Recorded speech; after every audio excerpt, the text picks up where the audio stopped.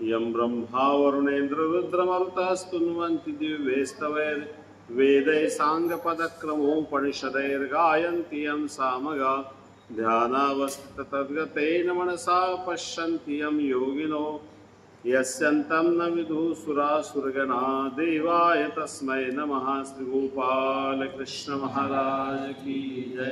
श्री दत्तात्रेय महाराज की जय। श्री चक्रपाणी महाराज की जय। श्री गोविंद प्रभु सर्वज्ञ श्री चक्रधर स्वामी की जय।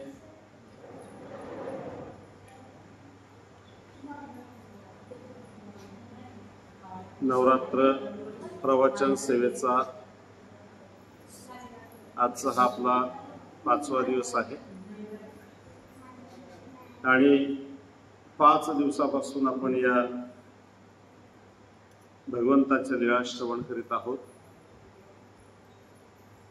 काल दत्तावताराच्या बद्दल आपण माहिती ऐकली। माझा प्रयत्न आहे की या गोष्टी आपल्यापर्यंत यथास्थित पोहोचाव्यात, जेणेकरून आपल्या ज्ञानामध्ये भर पडली पाहिजे। कारण ज्याही विषयात आहोत, ज्याही गोष्टीमध्ये आपण आहोत, त्यात प्रावीण्य आपल्याला मिळवणं गरजेचं असतं। तुम्ही शेतकरी माणसं आहात प्रामुख्याने।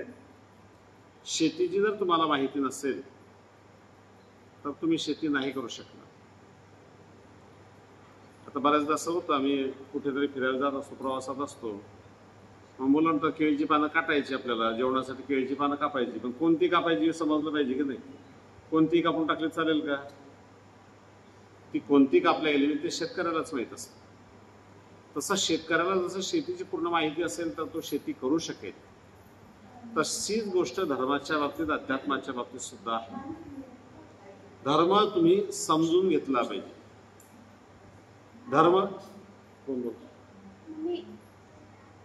धर्म तुम्ही समजून घेतला पाहिजे। धर्म समजून घेतल्याशिवाय त्यामध्ये प्रगती तुम्हाला करता येणार नाही। आणि धर्म ही सामान्य बाब नाही। धर्म हा तुमच्या जीवनामध्ये आमूलाग्र परिवर्तन करणारा विषय आहे। धर्माची व्याख्याच म्हणत अशी आहे की यद धारयते तद धर्म।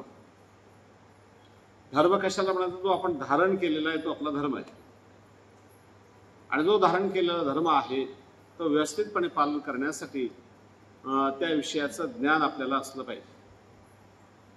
आता विषयाचं ज्ञान असण्यासाठी बऱ्याच गोष्टी आपल्याकडे उपलब्ध आहेत। आपण मंदिरामध्ये जाऊन, एखाद्या साधूंकडे जाऊन त्यांच्याकडून ज्ञान श्रवण करू शकतो। आपली जिज्ञासा आपल्या अंतःकरणात असली पाहिजे। ती जिज्ञासा आपण जागृत केली आणि विचारलं तर ती संत मंडळी उत्तर आपल्याला देत असतात। आणि जिज्ञासापूर्वक आपण त्या गोष्टी विचारल्या पाहिजेत आणि आपल्या ज्ञानामध्ये भर पाडली पाहिजे। आणि ज्ञानामध्ये आपण जर भर पाडू तरच खऱ्या अर्थानं तो आपल्याला ज्ञान समजेल, मार्ग समजेल। सर्वदूर साधारणपणे घरामध्ये जबाबदारी असते स्त्रियांची। एका मराठी कवीनं असं म्हटलंय, जिच्या हाती पाळण्याची दोरी ती जगाते उतरी। जी आई असते की नाही, आई ही संपूर्ण घराला वेगळं वळण लावू शकते। आई ही सर्वाला चांगलं वळण लावू शकते। जिच्या हाती पाळण्याची दोरी ती जगाते उतरी।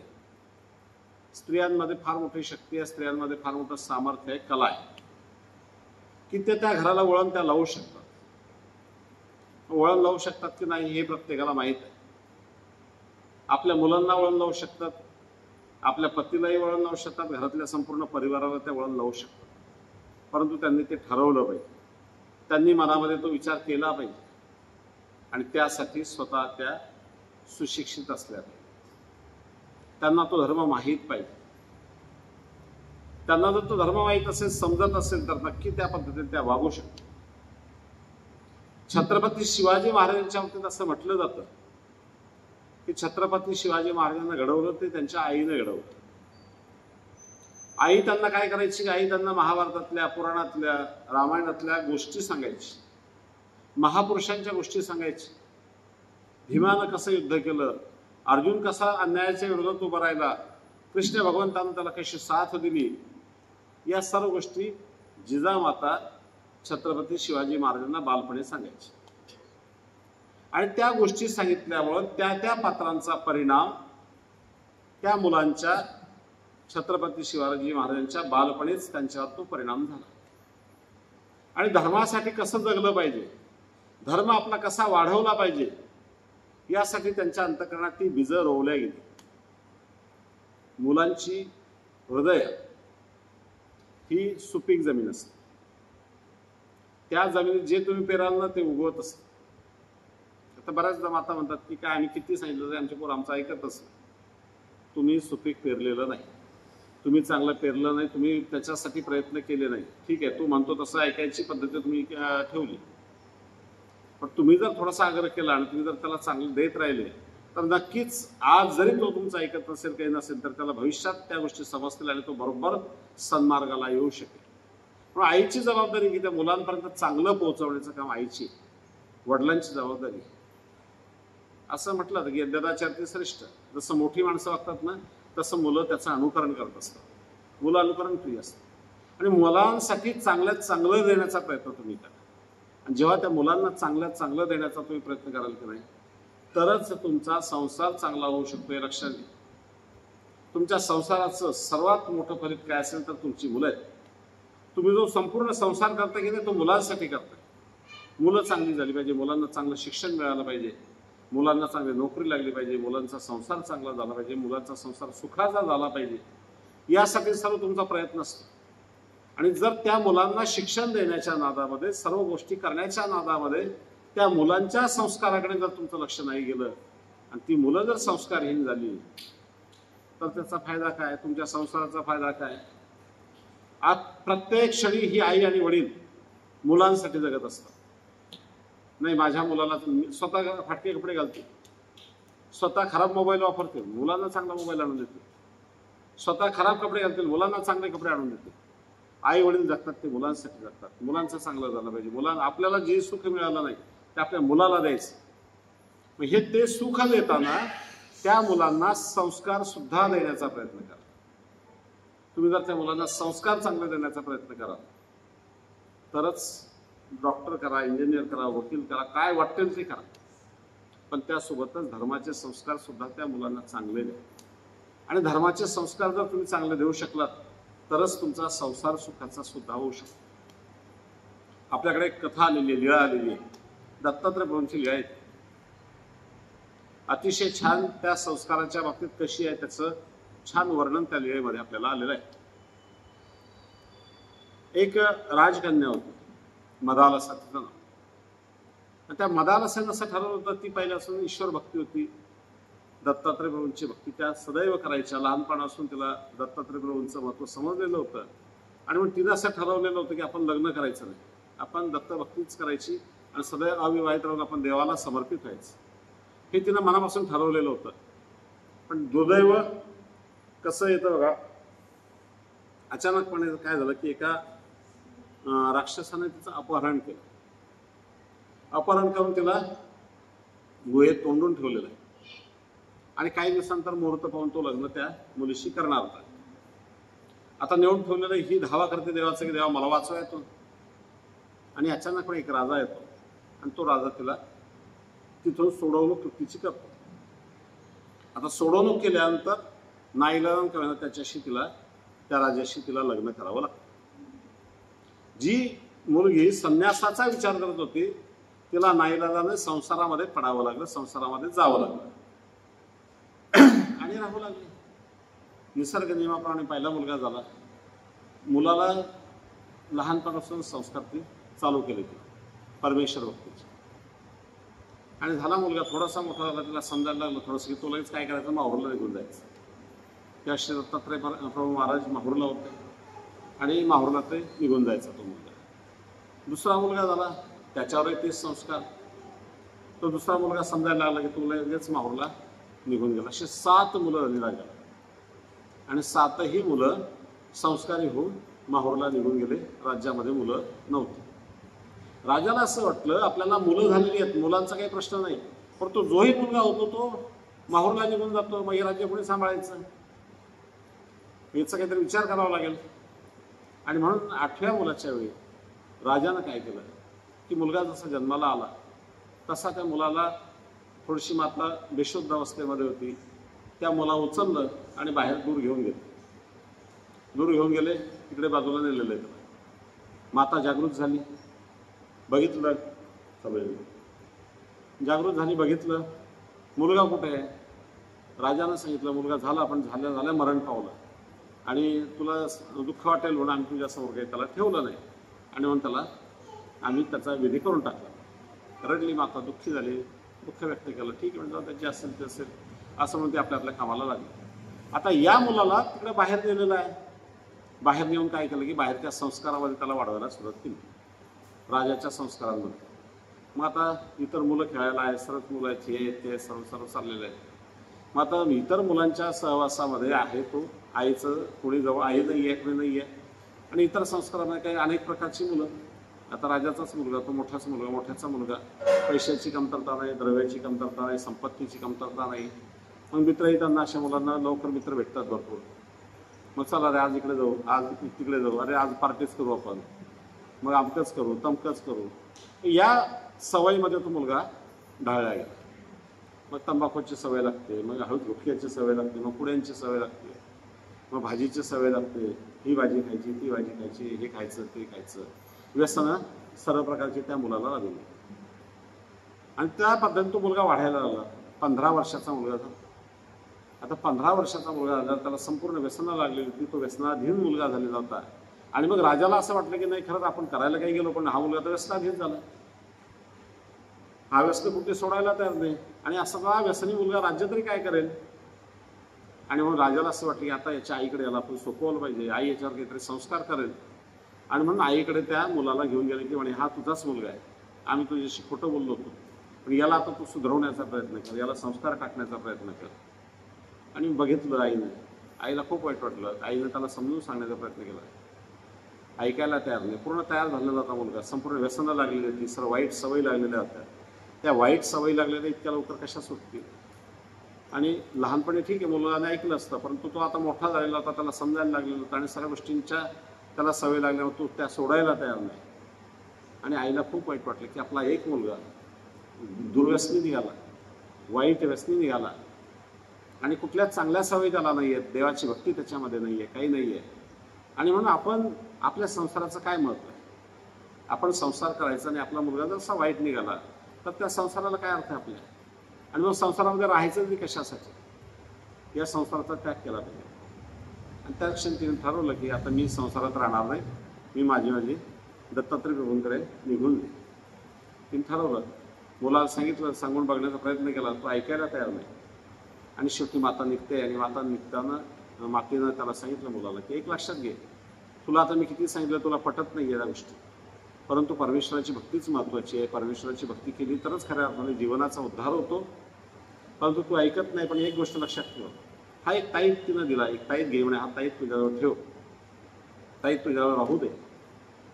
आणि जेव्हा कधी असा तुझ्या जीवनात प्रसंग येईल की आता आपण जगण्यात आपल्या अर्थ नाही, आपण मेलं पाहिजे असं तुला जेव्हा वाटेल, त्या प्रसंगी हा ताईत उघड, वाच, आणि त्याप्रमाणे वागण्याचा प्रयत्न कर. ठीक आहे म्हणे, काही हरकत नाही. त्यानं तो ताईत घेतला, बांधला गळ्यामध्ये, आणि आपला राज्यकारभार चालू झाला. आता राज्यकारभार तो काय करणार, व्यसनं लागलेली होती, सगळे राजा झालेला आहे तो. परंतु शेजारच्या राजानं त्याच्याला केलं आक्रमण.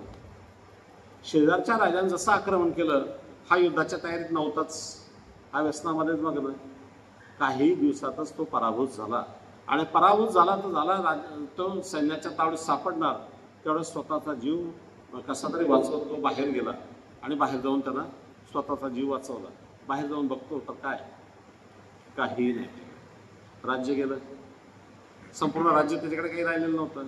स्त्रिया होत्या, त्याही चोरून नेलेल्या होत्या, संपत्ती होती तीही गेली. आता आपण कफल्लक भिकारी झालेलो, सर्व काही आपलं आता लुटलं गेलेलं आहे.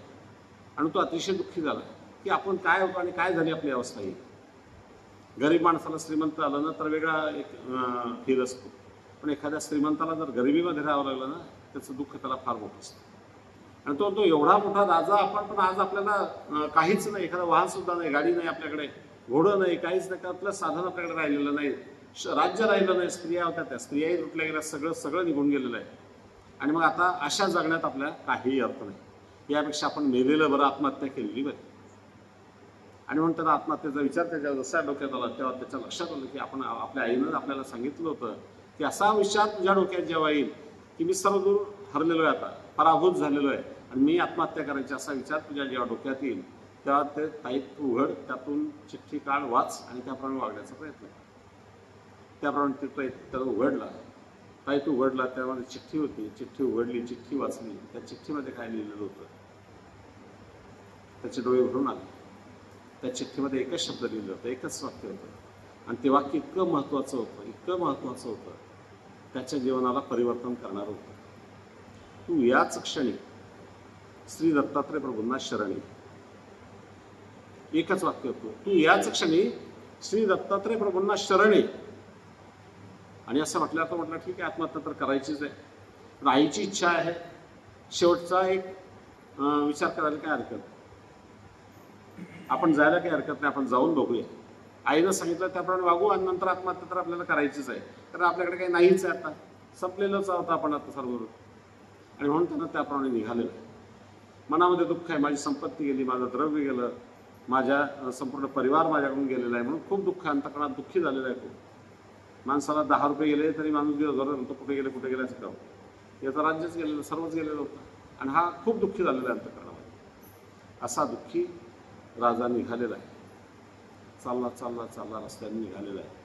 आणि अचानकपणे डोंगराच्या, तुम्ही जे माहूरला गेले तुम्हाला माहीत आहे, आपण ज्या डोंगरावर चढतो की नाही, असं एका बाजूला जाताना डाव्या हाताला एक छोटंसं मंदिर आहे टेकडीवर, ते त्यांची भेटीचं ठिकाण आहे अरळक, त्याचं नाव होतं, अरळकाच्या भेटीचं ते ठिकाण.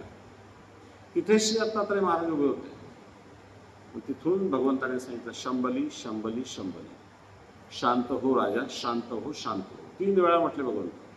आणि 3 वेळाचा जसा आवाज त्याच्या अंतःकरणात शिरला, कानातून तो आवाज अंतःकरणात शिरला, ते अमृतश्रावी शब्द भगवंताचे. जसे ते शब्द अंतःकरणात शिरले, सर्व दुःख जे होतं ते सर्व दुःख एका क्षणात नाहीसं झालेलं आहे. काही आपलं गेलंय, आपलं राज्य गेलंय, आपला परिवार गेलाय, सर्व काही लुटलं गेलं, हे दुःख त्याच्या अंतःकरणात होतं की नाही, ते एका क्षणात ते सर्व दुःख निघून गेलं आणि हृदय आनंद भरीत झालं. हृदयामध्ये आनंद निर्माण झाला आणि तो विचार करतो की हा आवाज आला कुठून, आणि आला आवाज तर त्या आवाजात आपलं जीवन बदलून गेलेलं आहे, मी आनंद भरीत झालो, आनंद माझ्या हृदयात मावत नाहीये, हा आवाज आला कुठून. आणि बघतो तर समोर श्री दत्तात्रय महाराज उभे होते. त्याच्या लक्षात आलं की आहे ना, हेच दत्तात्रय महाराज. तुम्ही ओळखलं, धावत आला पुढे, श्रीचरणाजवळ बसलेलं आहे, पकडलेलं श्रीचरण, आणि देवाजवळ सर्व व्यथा आपल्या सांगतोय. देव त्याच्याशी बोलताय, छानपैकी त्यांचा संवाद चाललेला आहे. मदालसाला समजलं आपला मुलगा आलाय, मदालसा सुद्धा आले, मदालसा आले, भेटली, भाऊ आले, सर्व भेटले, छानपैकी संवाद एकमेकांमध्ये झालेला आहे. आणि भगवंतानं त्याला सांगितलं की तुम्ही संसार करायचाच आहे, तुम्ही संसारामध्ये आहात, संसार तुम्हाला करावाच लागेल, संसार तुम्हाला सोडता येणार नाही साध्यानं. संसारात आहात तर संसार सुद्धा तुम्हाला पूर्ण करायचा आहे, पण संसारासोबतच तुम्हाला देवधर्म सुद्धा तुमचा झाला पाहिजे, धर्माचं आचरणही तुमचं झालं पाहिजे. जेव्हा तुम्ही धर्माचं आचरण कराल की नाही, तेव्हाच खऱ्या अर्थाने तुमचा संसार चांगला होऊ शकतो, चांगल्या पद्धतीने चालू शकतो. म्हणून एकच गोष्ट, मी माझं बस शेती करेल, मी माझी नोकरी करेल, हाच जर तुम्ही विचार करा, तुम्ही फक्त संसाराचा विचार कराल आणि धर्माचा विचार करणार नाही, तर कुठेतरी तुम्हाला तुमच्या जीवनामध्ये अडचणी येऊ शकतात. म्हणून धर्माचं आचरण प्रत्येक क्षणी आपल्या जीवनामध्ये धर्माचं आचरण असलंच पाहिजे.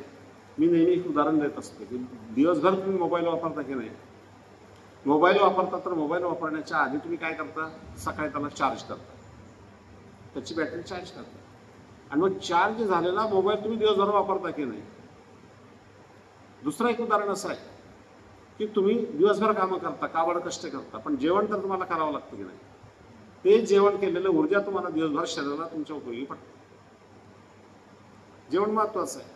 ते जेवण 1 वेळ नंतर 2 वेळ 3 वेळा मनुष्य करतो, तर ती ऊर्जा तुमच्या शरीराला उपयोगी ठरते. तशी ही ऊर्जा, धर्माची ऊर्जा, जेव्हा तुम्ही देवधर्म कराल, देवपूजा कराल, ती ऊर्जा दिवसभर तुमच्या मनाला उभारी देणारी ठरेल आणि मनाला कुठे डगमगू देणार नाही, मनाची हिंमत कुठे तुमची कमी होऊ देणार नाही. त्यासाठी तुम्हाला या गोष्टी केल्याच पाहिजे. याच गोष्टी कराल तर नक्कीच त्या मुलांवरही तो परिणाम होईल. आपले वडील मंदिरात जातात, आपले वडील देवपूजा करतात, तर आपणही केलं पाहिजे हे मुलांना सुद्धा वाटतं. पण तुम्हीच करत नसाल तर मुलंही करणार. आपल्याकडे काही मुलं असतात, कारण पप्पा कशी ते तंबाखू चोळतात, बरोबर ते ॲक्शन करून सांगतात, अशा अशा तंबाखू चोळतात, अशा अशी टाकतात असं सांगतात सर. कारण पप्पा बिडी कशी पितात, सिगरेट कशी पितात, मुलं बरोबर ॲक्शन करून सांगतात. गुटख्याच्या पुड्या कशा खातात, त्या गुटख्याच्या पुड्यांचं वर्णनही करून मुलं सांगतात. तुम्ही जे कराल की नाही, तुम्ही जे वागाल तसं मुलं तुमचं अनुकरण करणार आहे. तर तुम्ही चांगलं वागण्याचा प्रयत्न करा त्या मुलांसाठी तरी. किमान जेव्हा तुम्ही वडील झालेले असतात की नाही, आई झालेले असतात, तेव्हा तुमच्यावर जबाबदारी फार मोठी आलेली असते संसारामध्ये. आई वडील नाही तोपर्यंत तुम्ही तुमच्यावर जबाबदारी फार आलेली नसते. पण जेव्हा तुम्ही आई वडील होता की नाही, कोणाचा तरी वडील होता, कोणाची तरी आई होता, तेव्हा तुमच्या मुलांची जबाबदारी तुमच्यावर आहे. आणि मुलांची जबाबदारी म्हणजे त्यांचं पोट भरण्याची जबाबदारी, तर त्यांच्या भविष्याचा विचार तुमच्या डोक्यामध्ये आहे. त्याच्यासाठी तुम्ही काबाड कष्ट करता, परंतु त्यांच्यावर संस्कार करण्यासाठी तुम्हाला सुद्धा त्या पद्धतीने वागावं लागेल. तुम्हाला सुद्धा स्वतःच्या जीवनामध्ये बदल करून घ्यावं लागतील. जेव्हा तुम्ही बदल कराल त्या मुलांना आदर्श असं तुमचं जीवन तुम्ही तुमचं दाखवाल. कारण कुठलेही बघा, मुलांना वडील हेच आदर्श असतात. सर या वयातली जी मुलं असतात ना, त्या वयातली मुलं म्हणतात माझ्या वडिलांसारख्या ताकदवान कोणीच नाही, माझ्या वडिलांमध्ये खूप शक्ती आहे. म्हणतात की नाही मुलं? आपणही म्हणत होतो लहानपणी माझ्या वडिलांमध्ये खूप शक्ती आहे, माझे वडील खूप चांगले आहेत. असं मुलांचे आदर्श हे वडील असतात. पण वडिलांनी सुद्धा ते जर आदर्श आपल्या मुलांसमोर ठेवण्याचा प्रयत्न केला तर नक्की मुलं चांगल्या मार्गाने चालू शकतील, चांगल्या मार्गाने लागू शकतील. त्यासाठी आपण सदैव तो प्रयत्न केला पाहिजे आणि आपल्या मुलांना चांगल्यात चांगले संस्कार देऊन त्या मुलांचं जीवन चांगलं शुद्ध करण्याचा, सात्विक करण्याचा प्रयत्न आपण केला पाहिजे.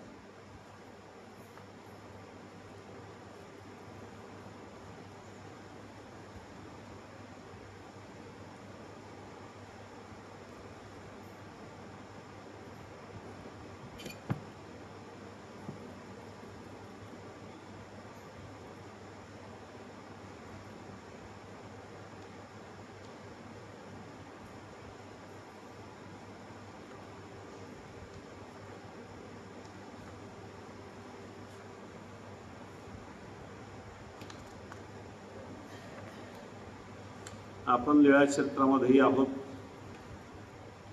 कारण लीळा आपण ऐकतोच आहोत, पण त्यासोबत इतर माहितीही होणं गरजेचं आहे. त्यामुळे आपण अवांतरसुद्धा थोडंसं मध्यंतरी घेत असतो.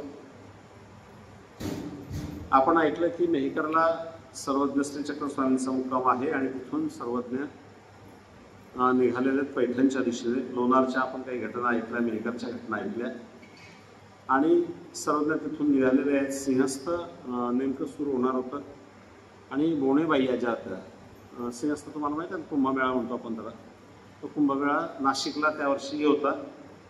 आणि म्हणून त्या ज्या बोणेबाई होत्या, बोणेबाई याचा अर्थ सांगितला की तुम्हाला कोणाला, मला वाटतं सांगितलं आपण बोणेबाईंचा अर्थ?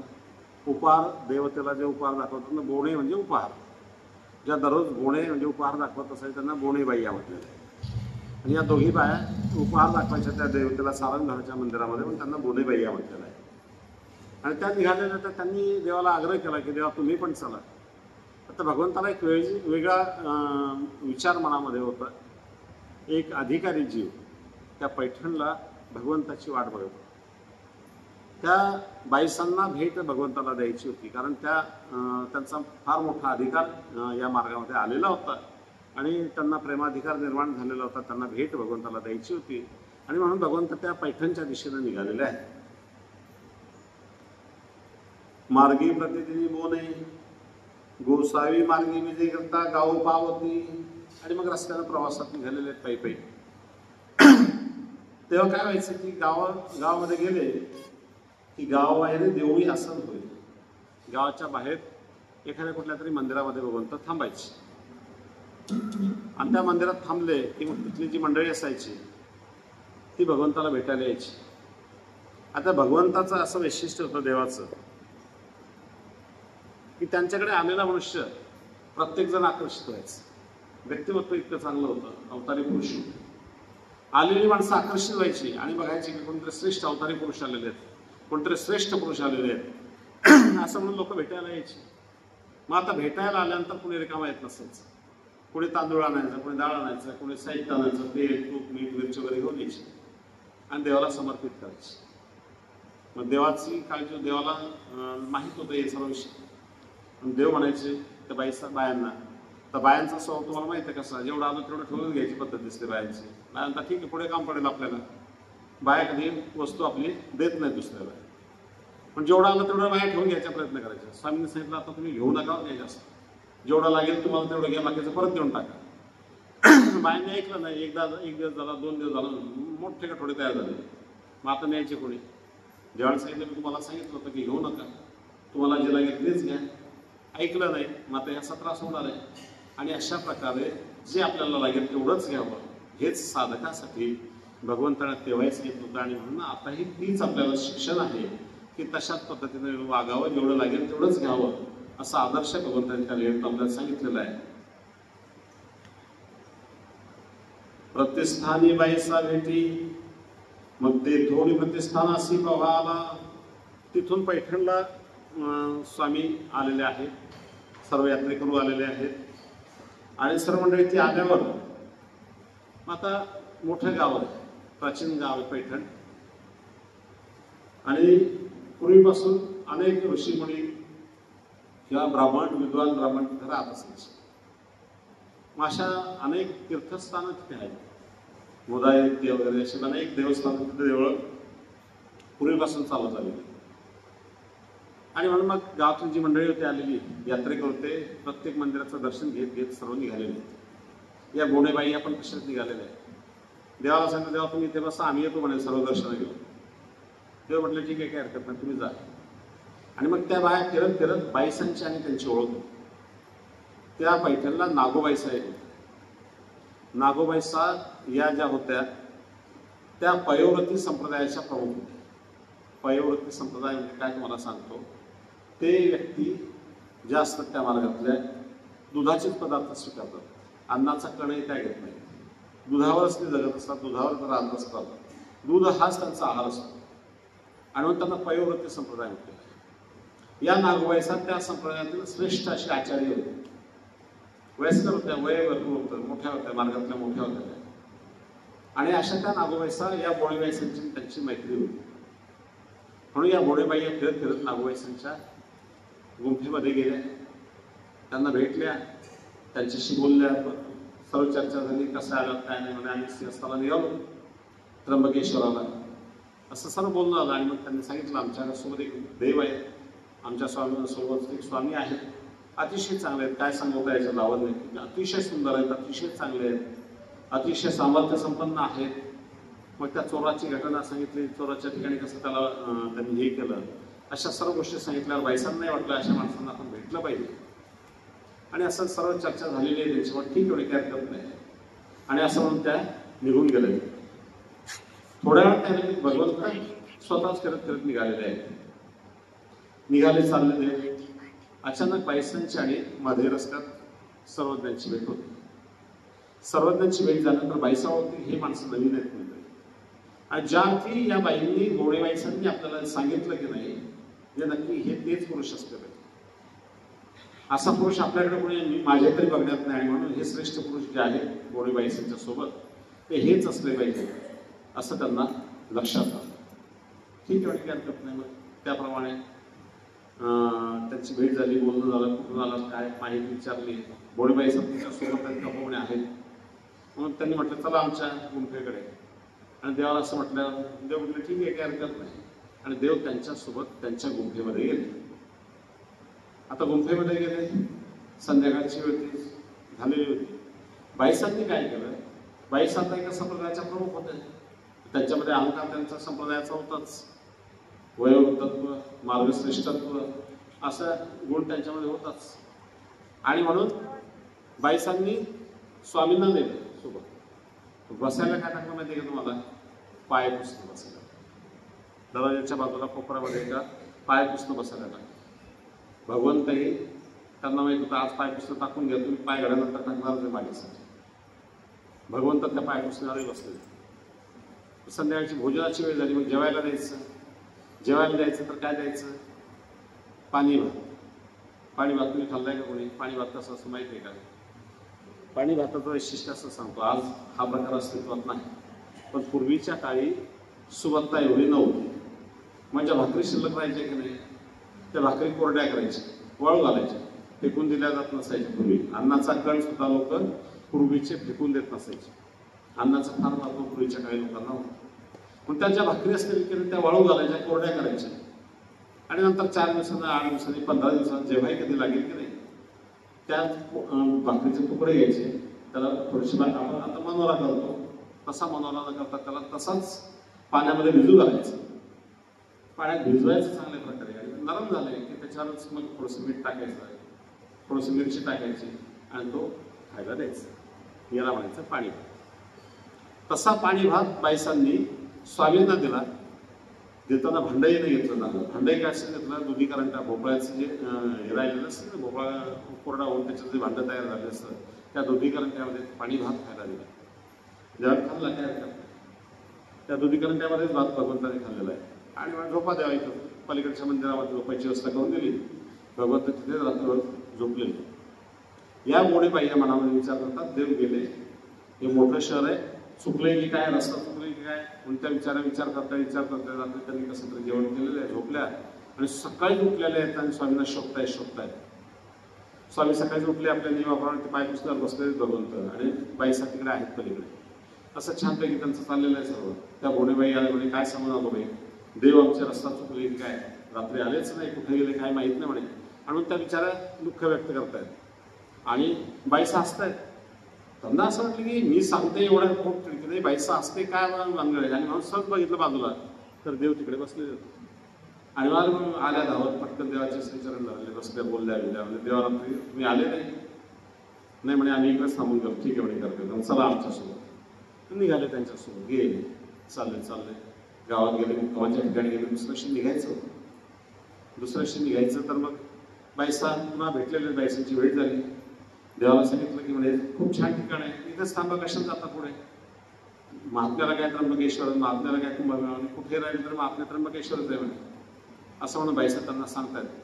भगवंताने ऐकून घेतलं होतं, बाकी काय. आणि मग निघालेले रस्त्याने चालले नदी ओलांडायची.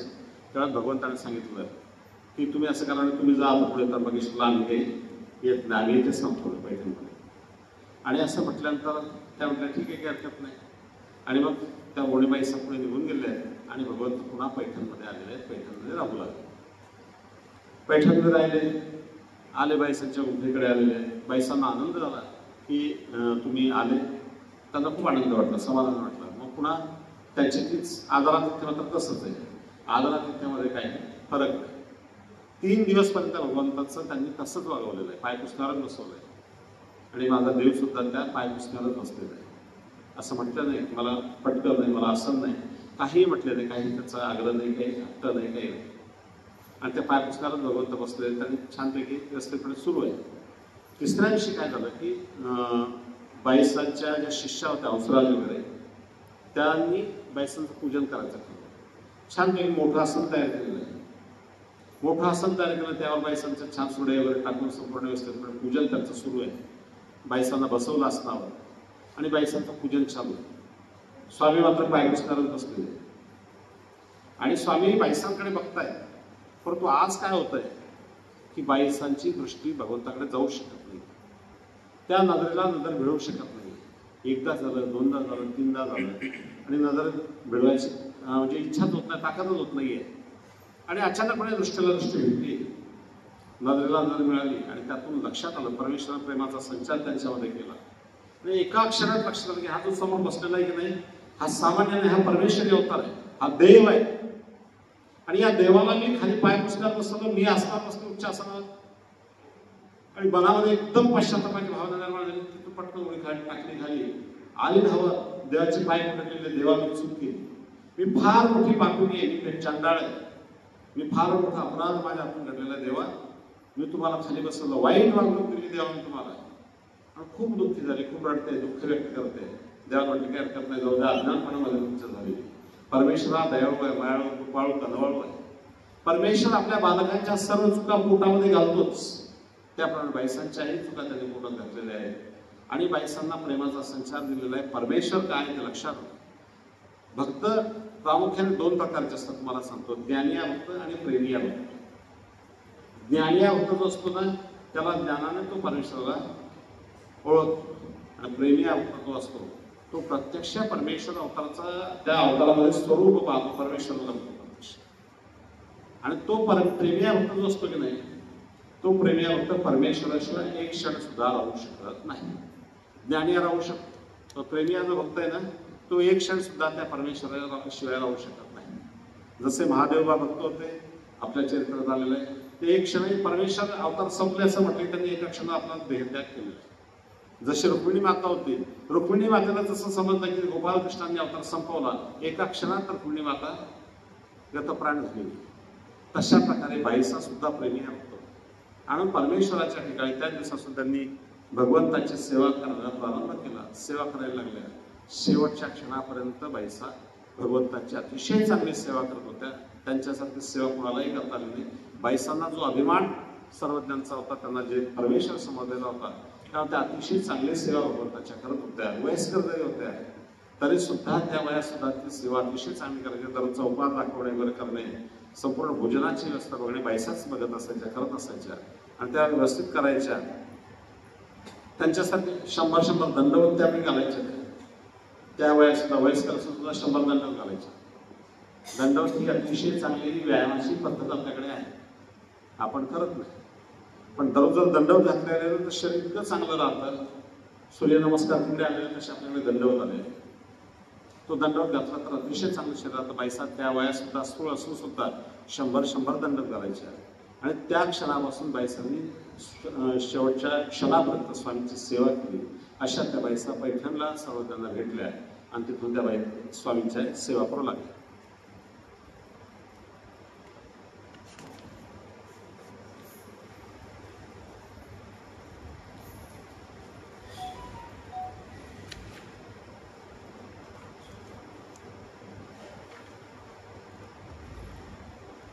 हंसराजा स्थिती.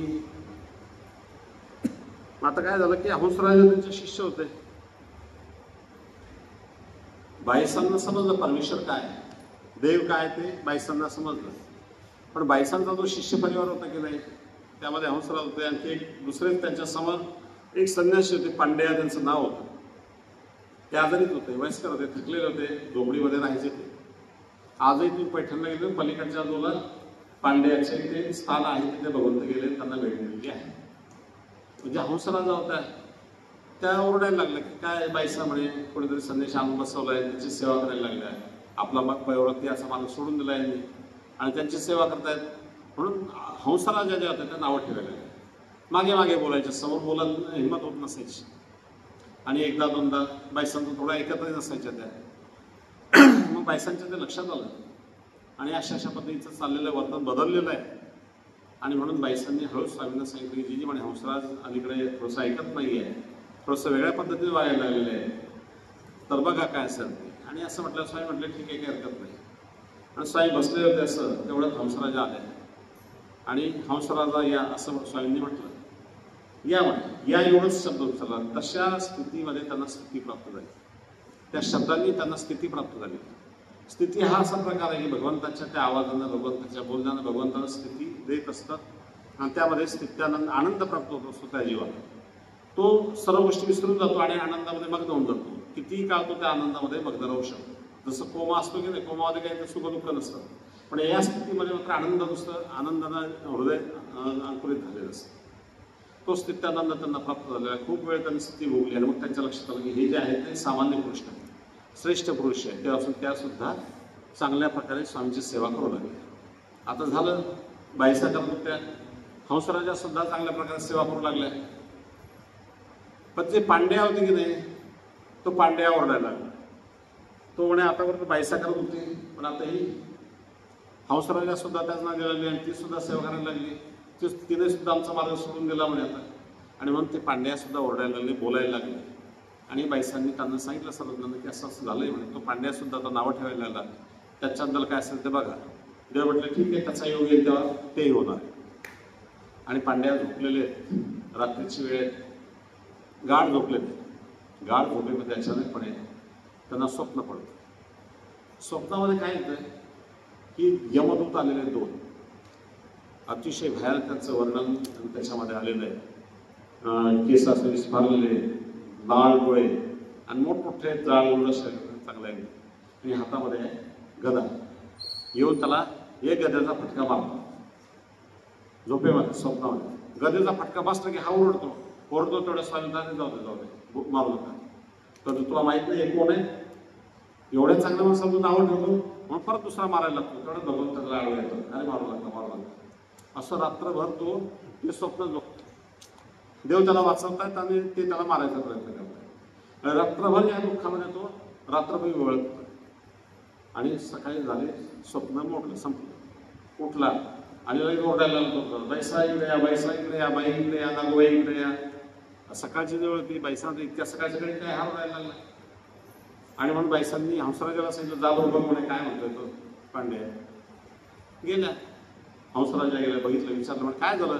अगं तू कशाला आलीस म्हणे, मला नागोबाईशी बोलायचं, मला महत्वाचं बोलायचं आहे, नागोबाईशी मला महत्वाचं बोलायचं, याला महत्वाचं सांगायचं होतं. तुमच्याकडे जे पुरुष आलेले ते कोण आहेत ते त्यांना सांगायचं होतं. नागोबाईसांना बोलव म्हणे. ठीक आहे, हंसराजा परत गेल्या आणि सांगितलं की म्हणे ते तुम्हालाच बोलवत आहे. ठीक आहे म्हणे, काय हरकत नाही. मग तेव्हा नागोबाईसला गेल्या, बसल्या, त्यांनी नमस्कार केला, माझी चूक झाली, मी तुमच्याबद्दल काही चुकीचं बोललो, परंतु तुमच्याकडे जे पुरुष आलेले आहेत ते कोण आहेत तुम्हाला माहीत आहे का. नाही म्हणे, मला माहीत नाही. नाही म्हणे, मला स्वप्नामध्ये असंच माहीत पडलं की ते श्री चांगदेवराव आहेत, चक्रधर स्वामी आहेत, चांगदेवराव ते आहेत. असं म्हटल्यावर ते म्हणे मला माहीत नाही, ते असतील म्हणे कदाचित. नाही म्हणे, मला त्यांची भेट घ्यायची. मग त्यांना तू इथे घेऊन ये माझ्या झोपडीमध्ये.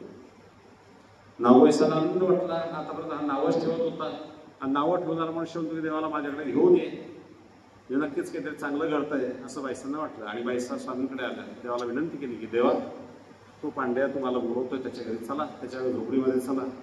देवा, आम्ही कशाला त्याच्या घरी येऊ, आम्हाला काय काम त्याच्या घरी जायचं, आम्ही नाही. त्या त्यांनी सांगितलं नाही, तो आजारी येतो आणि एका जागेवर पडून आहे, त्यामुळे तुम्ही आलं पाहिजे. विनंती केली बाईसांनी. देव म्हटलं ठीक आहे काय. आणि मग त्यांच्याकडे गेलेले. त्यांच्याकडे गेल्यानंतर त्यांनी पुन्हा उठून नमस्कार घातलेला आहे, प्रायश्चित्त मागितलं, क्षमा मागितली. भगवंता, मी तुमच्याबद्दल खूप चुकीचं बोललो, चुकीचा विचार मी तुमच्याबद्दल केला, मला क्षमा करा. मला आता समजलं तुम्ही कोण आहात, तुम्ही प्रत्यक्षच मी चांगल्यावर गोसावी आहात हे मला पटलेलं आहे. आणि मग तो क्षमा मागतोय भगवंताची. आणि बाईसांना सांगितलं, यांचा चरण प्रसाद तुम्ही द्या, चरणोदक मला द्या, ते चरणोदक मी घेईन. आणि यांचा उष्टा प्रसाद मला द्या, तो प्रसाद मला घ्यायचा आहे. आणि त्या मग बाईसांनी म्हटलं ठीक आहे. स्वामींचे श्री चरणोदक त्यांना दिलेलं आहे, ते चरणोदक त्यांनी घेतलं आणि स्वामींचा प्रसादही घेतला. आणि तेव्हापासून ते सुद्धा सर्व त्यांची व्यवस्थितपणे भक्ती करू लागले. आणि म्हणून जीवनामध्ये असं जेव्हाही आपल्याला वाटलं की जेव्हा जाणीव होती की नाही काही गोष्टींची, त्या क्षणी त्या वस्तूंच्या माणसानं स्वीकार केला. जर आपल्याकडून एखादी चूक झालेली आहे ना, तर त्या चुकीची जाणीव प्रत्येकानं माणसानं मनामध्ये ठेवली पाहिजे की माझी चूक होते, माझं एक चुकीचं वागणूक होते. आणि अशी चुकीची जाणीव तुम्ही अंतःकरणात ठेवा आणि त्याची क्षमा जर परमेश्वराला मागा. साधारण शब्द आहे स्वारी. स्वारी साधारण शब्द इंग्रजांनी दिलेला आहे आपल्याकडे. आणि आपण आपल्या जीवनामध्ये सुद्धा एखाद्या माणसाला स्वारी म्हटलं की तो एका क्षणामध्ये शांत होतो, तो काही रागवत. स्वारी म्हटलं की तो शांत होतो. विचार, आपण जर त्या परमेश्वराला एक स्वारी म्हटलं, क्षमा मागितली, तर नक्कीच तो परमेश्वर आपल्या सर्व दोषांना क्षमा करणार. परंतु अंतःकरणात आपल्या दुःखाची भावना असली पाहिजे की मी चुकीचं वागतोय, माझी ही चूक जी आहे ती कुठेतरी सुधारली गेली पाहिजे. हे जेव्हा तुम्हाला वाटेल की नाही, परमेश्वर नक्कीच दयाळू, मायाळू, कृपाळू, कनवाळू आहे. म्हणून प्रत्येक क्षणी आपण त्या परमेश्वराला क्षमा मागितली पाहिजे. असंही आपण बघितलं तरी संसारामध्ये खोटं फार बोललं.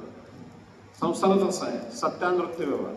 व्यवहार कसा आहे की सत्य आणि असत्य या दोन्हीचा मिळून व्यवहार असतो. पण कोणतं किती असतं ना याचं प्रमाण ठेवलं पाहिजे. पिठात मीठ का मिठात पीठ, खरं किती बोलायचं, खोटं किती बोलायचं याचं प्रमाण ठेवलं पाहिजे. व्यवहार करताना हा व्यवहार असाच आहे. म्हणून सत्यानृत्य व्यवहार, थोडंसं खरं आणि खोटं व्यवहारात हे बोला असला तर खोटं बोलल्याशिवाय व्यवहार तुमचे पूर्ण होत नाही. परंतु त्याचं प्रमाण राहिलं पाहिजे. वस्तू विकताना असेल, तुमच्या घरामध्ये असेल, तुमच्या शेती करताना असेल, प्रत्येक ठिकाणी काही ना काही थोडंसं खोटं बोलावं. खोटं बोलल्याशिवाय व्यवहार होत नसतात. परंतु ते मर्यादा ठेवली पाहिजे. आणि ते जे आपल्याकडून ह्या वाईट गोष्टी घडतात की नाही, ज्या चुकीच्या गोष्टी घडतात की नाही, त्याची क्षमा आपण परमेश्वराला मागितलं पाहिजे. तुमच्या घरी बाहेरून एखादा मनुष्य येतो, मजूरच आलेले असतात, मजूर येतात, आहेत ना महाजनबा घरामध्ये, महाजनबा घरातच बसले असतात, बाई म्हणते महाजनबा बाहेर गेले, पैसे द्यावे लागतील ना त्या मजुराचे, म्हणून महाजनबा सांगत असते महाजनबा घरामध्ये, खोटं बोललंच जातं. शेठ आहे का घरामध्ये? नाही आहे शेठ, सांगितलं बाई सांग, शेठ घरी नाही, हे खोटं बोललं जातं.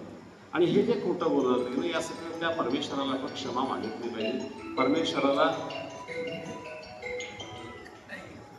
त्या परमेश्वराला आपण क्षमा मागितली पाहिजे, तर त्या दोषांपासून तो परमेश्वर नक्कीच आपल्याला क्षमा करेल आणि आपले जे दोष असतील ते दोष दूर झाल्याशिवाय राहणार नाही. यासाठी निशंक भावनेने त्या परमेश्वराची क्षमा याचना आपण सर्वांनी करावी. तो परमेश्वर आपल्याला नक्की क्षमा करेल आणि आपल्या जीवनामध्ये आपला उद्धार झाल्याशिवाय राहणार नाही. एवढे आपण सर्वज्ञ श्री चक्रधर स्वामी